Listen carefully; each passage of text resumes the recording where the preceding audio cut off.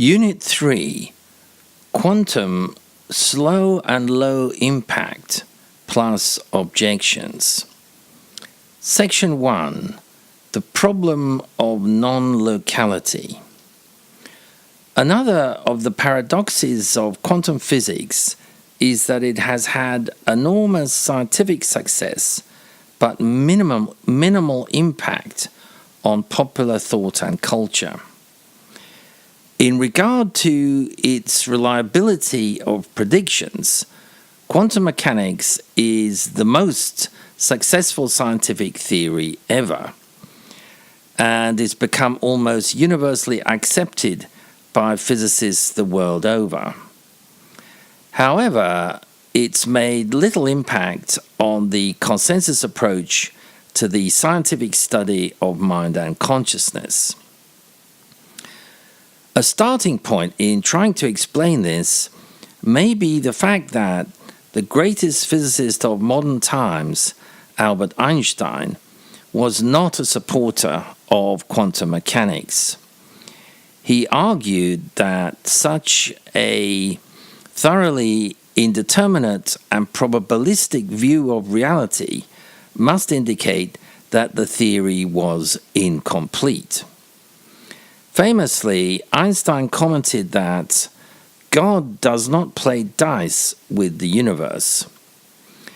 As Zaina Doha says, the Einstein camp have argued that the essential indeterminism required by quantum mechanics does not lie in reality itself, but follows rather from an incompleteness within quantum theory itself, or from an inability on our part to study nature without disturbing her.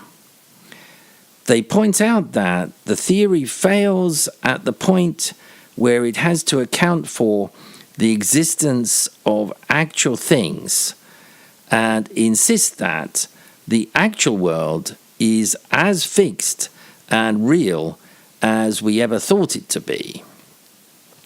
It is we, because of the measurement processes or the equations that we employ, who cannot know it. The Einstein camp formally challenged quantum theory with a paper in 1935 authored by Einstein, Podolsky, and Rosen, which has come to be known as the EPR article. The paper highlighted some of the extraordinary implications of quantum entanglement and argued on the basis of these that quantum mechanics was incomplete.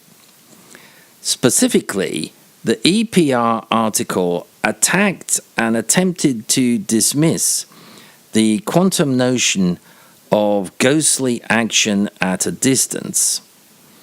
They argued that the need to invoke this idea indicated that quantum mechanics was an incomplete theory.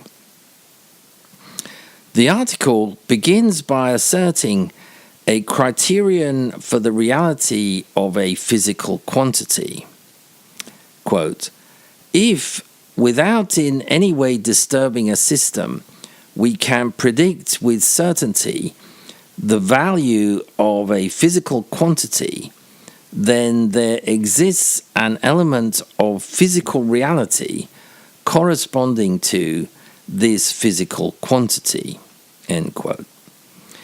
It sets out to show that a quantum particle can have both a real position and a real momentum in this sense, and concludes that because quantum mechanics cannot account for this, it must be incomplete. However, in 1964 came the proof by the Northern Irish physicist John Stuart Bell that certain correlations predicted by quantum mechanics exceeded what could be explained in terms of pre-existing properties of the systems.